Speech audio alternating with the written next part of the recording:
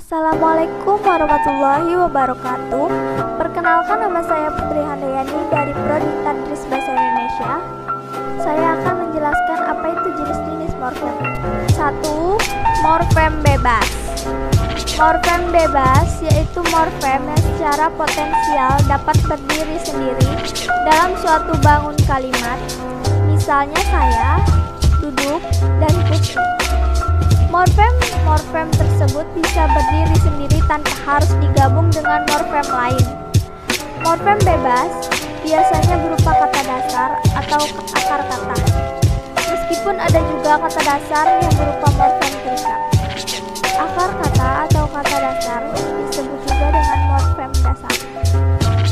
2. Morfem terikat. Morfem terikat yaitu morfem yang tidak bisa berdiri sendiri dan yang selalu terikat dengan morfem lain untuk membentuk ujaran, misalnya ber, meng, dan kan. Morfem-morfem tersebut harus terikat dengan morfem lain agar bisa berdiri dalam sebuah kalimat, misalnya berteduh, menganalisa, dan sebutkan. Morfem terikat bisa berupa afiks, klitik, morfem unik atau akar kata. Akar kata dasar disebut juga dengan morfem dasar, sedangkan kata dasar yang berupa morfem terikat disebut juga morfem dasar terikat. Contoh morfem terikat yang berupa afiks me, mekan, dan an.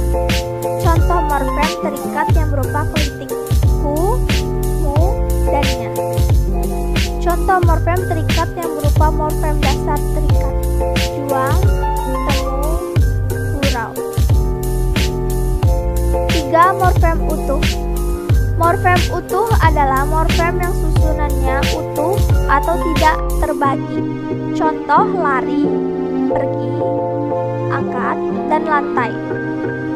Morfem-morfem tersebut utuh susunannya dan tidak terbagi atau terpisah. 4. Morfem terbagi.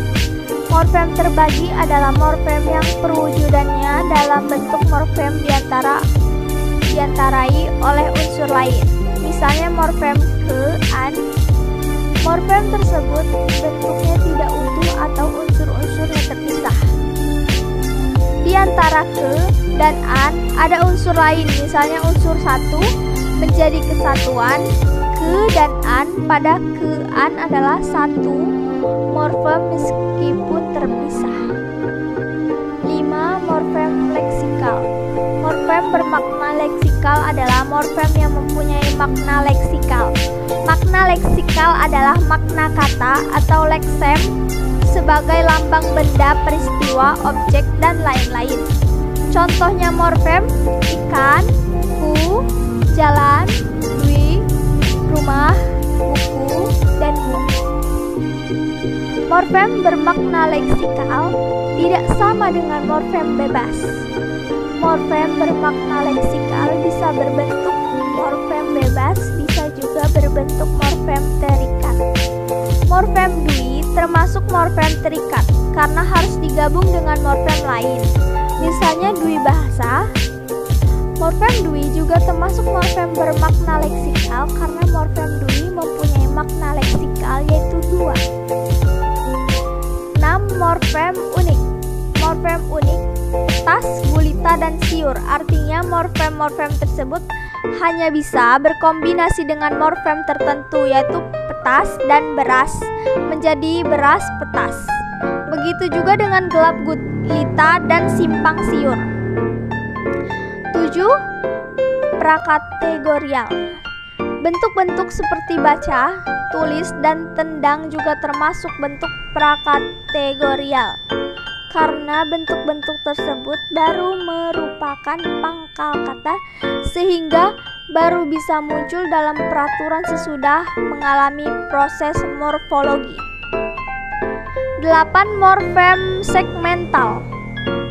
Morfem segmental adalah morfem yang terjadi dari fenom segmental atau dapat dibagi. Contoh morfem meja, bunyi morfem tersebut dapat dibagi menjadi me, meja atau meja. Sekian, terima kasih dan semoga